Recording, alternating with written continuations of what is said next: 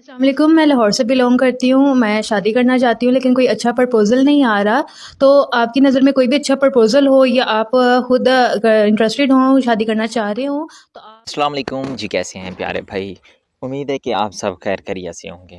آج جو میں آپ کے لیے ایک پیارا سا ایک زبردست سا رشتہ لے کر آیا ہوں، یہ میری بہن کا نام ماریا ہے اور یہ توسہ شریف سے بلونگ کرتی ہے۔ اور اگر اس کی کوالیفیکیشن کی بات کہی جائے تو یہ MBBS کمپلیٹ ہے اور یہ ڈاکٹر ہے جو THQ میں سرکاری ڈاکٹر ہے۔ یہ مریض کا خود علاج کرتی ہے، تو اس کی خواہش ہے کہ میرا جو شوہر ہو وہ یعنی کہ اچھی اس کی جاب ہو اور جو سیٹل ہو، امیر گھر سے ہو، وہ مجھ سے رابطہ کرے، میں اس کے ساتھ شادی کروں گی۔